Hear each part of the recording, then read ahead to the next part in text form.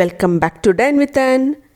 ഓശാന ശനിയാഴ്ച നമ്മൾ ക്രിസ്ത്യാനികളെല്ലാം കൊഴുക്കട്ട ഉണ്ടാക്കും. വളരെ എളുപ്പത്തിൽ പെർഫെക്റ്റ് ആയിട്ട് നമുക്ക് കൊഴുക്കട്ട ഉണ്ടാക്കാൻ നോക്കിയാലോ.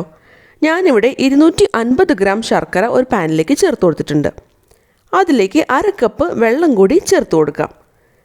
ഇനി നന്നായിട്ടൊന്ന് മിക്സ് ചെയ്യാം. എന്നിട്ട് ഒന്ന് തിളച്ച് വരുന്നത് വരെ ഒന്ന് വെയിറ്റ് ചെയ്യാം. ഇപ്പോൾ ശർക്കരയൊക്കെ നന്നായി തിളച്ച് ഉരുകി വന്നിട്ടുണ്ട്. ഇനി നമുക്ക് ഫ്ലെയിം ഓഫ് ചെയ്യാം. എന്നിട്ട് ഇതൊന്ന് അരിച്ച് ഒന്ന് മാറ്റി വയ്ക്കാം. ഞാനിപ്പോൾ ഇവിടെ 1/2 കപ്പ് ചിരകിയ തേങ്ങ ഒരു പാനിലേക്ക് ചേർത്ത് കൊടുത്തിട്ടുണ്ട്. തേങ്ങ എത്രത്തോളം നമുക്ക് ആവശ്യമുണ്ടോ അതനുസരിച്ച് നമുക്ക് എടുക്കാം. ഇനി ഇതിലേക്ക് നമ്മൾ ഉരുക്കി അരിച്ച് വെച്ചിട്ടുള്ള ശർക്കരപ്പാനി കുറച്ച് വീതം ചേർത്ത് കൊടുക്കാം.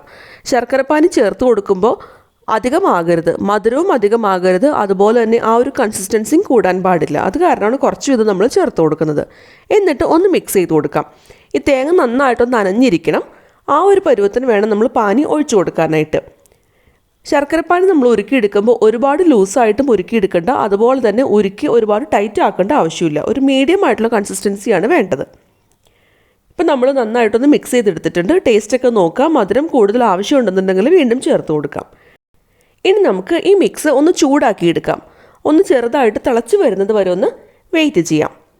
ഇപ്പോൾ ശർക്കരപ്പാനിയും തേങ്ങയും കൂടി ചേർത്ത മിക്സും തിളച്ച് വന്നിട്ടുണ്ട്. ഇനി ഇതിലേക്ക് 1/4 ടീസ്പൂൺ ഏലക്ക പൊടിച്ചത് കൂടി ചേർത്ത് കൊടുക്കാം.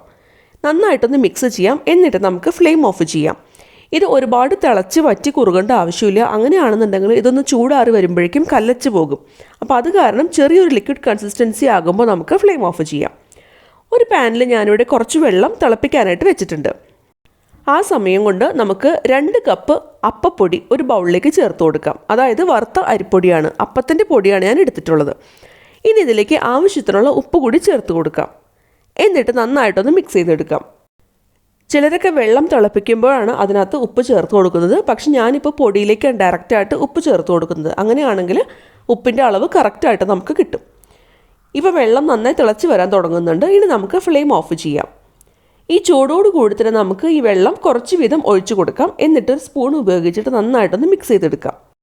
വെള്ളം തിളച്ച് നമ്മൾ സ്റ്റവ് ഓഫ് ചെയ്ത് കഴിഞ്ഞാൽ ഉടൻ തന്നെ അത് കുറച്ച് വീതം കോരി ഒഴിക്കാനായിട്ട് ശ്രദ്ധിക്കണം. ചൂടുവെള്ളത്തിൽ കുഴച്ചാൽ മാത്രമാണ് ഈ കൊഴുക്കട്ട നല്ല സോഫ്റ്റായിട്ട് നമുക്ക് കിട്ടുള്ളൂ. ചപ്പാത്തി മാവിനേക്കാളും കുറച്ചുകൂടി സോഫ്റ്റായിട്ട് ഡോ ആണ് നമുക്ക് വേണ്ടത്. എന്നാൽ വെള്ളം ഒട്ടും കൂടാനും പാടില്ല, ഒട്ടും കുറയാനും പാടില്ല. ഇനി ഇതിൻ്റെ തനി ചൂടൊന്ന് പോയി കഴിഞ്ഞാൽ നമുക്ക് കൈ ഉപയോഗിച്ചിട്ട് ഒന്ന് മിക്സ് ചെയ്തെടുക്കാം. കൈകൊണ്ട് നമുക്ക് ഹാൻഡിൽ ചെയ്യാൻ പറ്റുന്ന ആ ഒരു ചൂടിൽ നമുക്ക് നന്നായിട്ട് ഇതുപോലെ ഒന്ന് കുഴച്ചെടുക്കാം. ഇനി കൂടുതൽ വെള്ളം വേണം എന്നുണ്ടെങ്കിൽ മാത്രം നമുക്ക് എക്സ്ട്രാ ചേർത്ത് കൊടുക്കാം. നന്നായി കുഴച്ചെടുത്ത് നല്ല സോഫ്റ്റ് ആയിട്ടുള്ള ഡോ ആണ് നമുക്ക് വേണ്ടത്. ഇപ്പോൾ നമുക്ക് പാകത്തിനുള്ള മാവ് നമുക്ക് കിട്ടിയിട്ടുണ്ട്. ഇനി നമ്മുടെ 2 കൈയും ഒന്ന് നനച്ചെടുക്കാം. അതിനുശേഷം ചെറിയൊരു ഉരുള നമുക്ക് അതിൽ നിന്ന് എടുക്കാം. ഇനി ഇത് നന്നായിട്ടൊന്ന് ഉരുട്ടിയെടുക്കുകയാണ് വേണ്ടത്. നമുക്ക് എത്രത്തോളം വലുപ്പത്തിലുള്ള കൊഴുക്കട്ടയാണോ വേണ്ടത് അതനുസരിച്ചിട്ട് നമുക്ക് നമ്മൾ എടുക്കുന്ന ഉരുളയുടെ വലുപ്പത്തിലും വ്യത്യാസം വരുത്താവുന്നതാണ്. 2 കൈ ഉപയോഗിച്ചിട്ടും നന്നായിട്ട് ഞാനൊന്ന് ഉരുട്ടിയെടുത്തിട്ടുണ്ട്. ഇനി നമുക്ക് ഇതൊന്ന് പരത്തിയെടുക്കണം. അതിന് മുൻപായിട്ട് നമ്മുടെ വിരൽത്തുമ്പ് വെള്ളത്തിലൊന്ന് നനച്ചെടുക്കുക. അതിനുശേഷം ഈ വിരൽത്തുമ്പ് ഉപയോഗിച്ചിട്ടാണ് നമ്മളിത് ഷേപ്പ് ചെയ്തെടുക്കുന്നത്. ഇതുപോലെ കൈ കൊണ്ട്, അതായത് വിരൽത്തുമ്പ് കൊണ്ട് ചെറുതായിട്ടൊന്ന് അമർത്തി കൊടുത്തിട്ട് ഇതേപോലെ ഒന്ന് കറക്കി കൊടുക്കാം. അപ്പോൾ നമുക്ക് ഇങ്ങനെ കറക്റ്റായിട്ടുള്ള റൗണ്ടായിട്ടുള്ള ഷേപ്പായിട്ട് വരും. അതേപോലെ തന്നെ നടുക്ക് ചെറിയൊരു കുഴി പോലെ ആക്കണം. ഇനി ഇതിൻ്റെ ഉള്ളിലേക്ക് നമ്മൾ നേരത്തെ തയ്യാറാക്കി വെച്ചിട്ടുള്ള തേങ്ങയും ശർക്കരയും ചേർത്തിട്ടുള്ള മിക്സ് ഒന്ന് നിറച്ച് കൊടുക്കാം. 1 അല്ലെങ്കിൽ 1.5 ടീസ്പൂണൊക്കെ ഫില്ലിങ് നമ്മൾ നിറച്ച് കൊടുത്താൽ മതിയാവും. ഇനി നമുക്കിത് നന്നായിട്ടൊന്ന് സീൽ ചെയ്ത് എടുക്കുകയാണ് വേണ്ടത്. ഇത് സീൽ ചെയ്യുമ്പോൾ പ്രത്യേകം ശ്രദ്ധിക്കണം. പൊട്ടിപ്പോകാതെ സൂക്ഷിച്ച് വേണം സീൽ ചെയ്തെടുക്കാനായിട്ട്. സീൽ ചെയ്ത് കഴിഞ്ഞ് കഴിഞ്ഞാൽ ഇത് നമുക്ക് വീണ്ടും കൈ കൊണ്ട് നന്നായിട്ട് ഒന്ന് കൂട്ടിയിട്ടൊന്ന് റോൾ ചെയ്തെടുക്കണം. കറക്റ്റായിട്ട് ആ റൗണ്ട് ഷേപ്പാക്കിയിട്ട് നമുക്കൊന്ന് റോൾ ചെയ്തെടുക്കാം. എന്നിട്ട് വീണ്ടും കൈ കൊണ്ട് ഇതുപോലെ ഒന്ന് കൂടിയിട്ടൊക്കെ ഒന്ന് പ്രസ്സൊക്കെ ചെയ്തൊന്ന് കൊടുക്കാം. എപ്പോഴും പതുക്കെ മാത്രമേ ഇത് പ്രസ് ചെയ്ത് നമ്മൾ സീൽ ചെയ്ത് ഉരുട്ടിയെടുക്കാൻ പാടുള്ളൂ. ആ കാര്യം പ്രത്യേകം ശ്രദ്ധിക്കണം. ഓരോ പ്രാവശ്യവും നമ്മളിങ്ങനെ മാവ് എടുക്കുമ്പോൾ 2 കൈയും നനയ്ക്കാനായിട്ട് പ്രത്യേകം ശ്രദ്ധിക്കണം. അങ്ങനെ ചെയ്തില്ല എന്നുണ്ടെങ്കിൽ മാവ് കയ്യിൽ ഒട്ടിപ്പിടിക്കും. അത് ഒഴിവാക്കാനായിട്ടാണ് 2 കൈയും നനച്ചതിന് ശേഷം മാത്രം റോൾ ചെയ്യാനായിട്ട് പറയുന്നത്. ഇനി വീണ്ടും ഇതേപോലെ തന്നെ കയ്യിൽ വെച്ചിട്ട് നന്നായിട്ട് നമുക്കൊന്ന് ഉരുട്ടി ഷേപ്പാക്കി എടുക്കാം. പലരും കൊഴുക്കട്ട അല്ലെങ്കിൽ ഇടിയപ്പമൊക്കെ ഉണ്ടാക്കുമ്പോൾ പറയാറുണ്ട് സോഫ്റ്റായിട്ട് വരുന്നില്ല, കറക്റ്റായിട്ട് വരുന്നില്ല എന്ന്. നമ്മൾ എടുക്കുന്ന അപ്പപ്പൊടി അനുസരിച്ചിട്ട് ഈ കൊഴുക്കട്ടയുടെയും അതുപോലെ തന്നെ ഇടിയപ്പത്തിൻ്റെയും അപ്പത്തിൻ്റെയും എല്ലാത്തിൻ്റെയും ടേസ്റ്റിൽ വ്യത്യാസം വരും.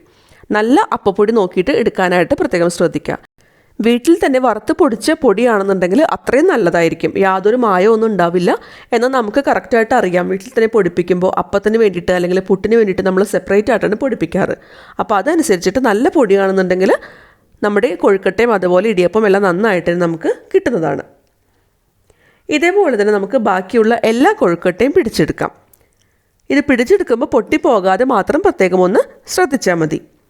ഇപ്പോൾ നമ്മുടെ എല്ലാ കൊഴുക്കട്ടയും ഇവിടെ തയ്യാറായിട്ടുണ്ട്. ഇനി നമുക്കിതൊന്ന് ആവിയിൽ വെച്ചൊന്ന് വേവിച്ചെടുക്കാം. ഒരു അപ്പച്ചെമ്പിൽ ഞാനിവിടെ വെള്ളം തിളപ്പിക്കാനായിട്ട് വെച്ചിട്ടുണ്ടായിരുന്നു. വെള്ളം തിളച്ച് ആവി വന്നതിന് ശേഷം ഫ്ലെയിം ഒന്ന് ചെറുതാക്കിയിട്ട് ഈ കൊഴുക്കട്ട അതിൻ്റെ മീതെ വെച്ച് കൊടുക്കാം. ആവിയിൽ വേവിക്കുന്ന ഏത് പലഹാരവും നമ്മൾ ആവി വന്നതിന് ശേഷം മാത്രമാണ് വെച്ച് കൊടുക്കാൻ പാടുള്ളൂ. ഇനി ഒന്ന് മൂടി വയ്ക്കാം. എന്നിട്ട് ലോ ഫ്ലെയിമിൽ വെച്ചിട്ട് 15 മിനിറ്റ് നമുക്കൊന്ന് വേവിച്ചെടുക്കാം.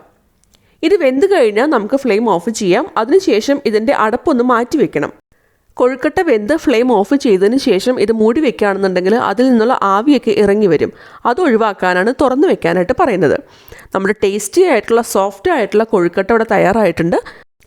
ക്രിസ്ത്യാനികൾ ഓശാന ഞായറുടെ തലേ ദിവസം ഉണ്ടാക്കുന്ന ഒരു പലഹാരമാണ് കൊഴുക്കട്ട. ആ ശനിയാഴ്ച ഞങ്ങൾ കൊഴുക്കട്ട ശനിയാഴ്ച എന്നും പറയാറുണ്ട് കേട്ടോ. അപ്പോൾ ഇതുവരെ കൊഴുക്കട്ട ഉണ്ടാക്കിയിട്ട് കറക്റ്റായിട്ട് വന്നിട്ടില്ലാത്തവർ ഈ ഒരു റെസിപ്പി ഫോളോ ചെയ്ത് ഒന്ന് ഉണ്ടാക്കി നോക്കൂ. ഈ വീഡിയോ ഇഷ്ടമായിരുന്നുണ്ടെങ്കിൽ ലൈക്ക് ചെയ്യാൻ മറക്കരുത്. അതേപോലെ തന്നെ ഇഷ്ടമായില്ല എന്നുണ്ടെങ്കിൽ ധൈര്യമായിട്ട് ഡിസ്ലൈക്ക് ചെയ്തോളൂ. അതേപോലെ തന്നെ ഈ വീഡിയോയെക്കുറിച്ചുള്ള നിങ്ങളുടെ അഭിപ്രായങ്ങൾ കമൻറ്റ് സെക്ഷനിൽ അറിയിക്കാനും മറക്കരുത്. നിങ്ങളുടെ അഭിപ്രായം അറിഞ്ഞാൽ മാത്രമാണ് എനിക്ക് എന്തെങ്കിലും കറക്ഷൻസ് ഒക്കെ വരുത്തണം എന്നുണ്ടെങ്കിൽ അത് അറിയാൻ പറ്റുള്ളൂ. എൻ്റെ ചാനൽ ആദ്യമായിട്ട് കാണുന്നവരാണെന്നുണ്ടെങ്കിൽ ഒന്ന് സബ്സ്ക്രൈബ് ചെയ്തോളൂ കേട്ടോ. നിങ്ങൾക്ക് ചാനൽ ഇഷ്ടമായെന്നുണ്ടെങ്കിൽ മാത്രം. ഒപ്പം കാണുന്ന ബെല്ലൈക്കൺ പ്രസ് ചെയ്യാൻ മറക്കരുത്. അതിൽ ഓൾ എന്നുള്ള ഓപ്ഷൻ എനേബിൾ ചെയ്യണം. വീണ്ടും വേറെയൊരു അടിപൊളി റെസിപ്പിയായിട്ട് അടുത്ത വീഡിയോയിൽ കാണാം. അതുവരെ ബൈ.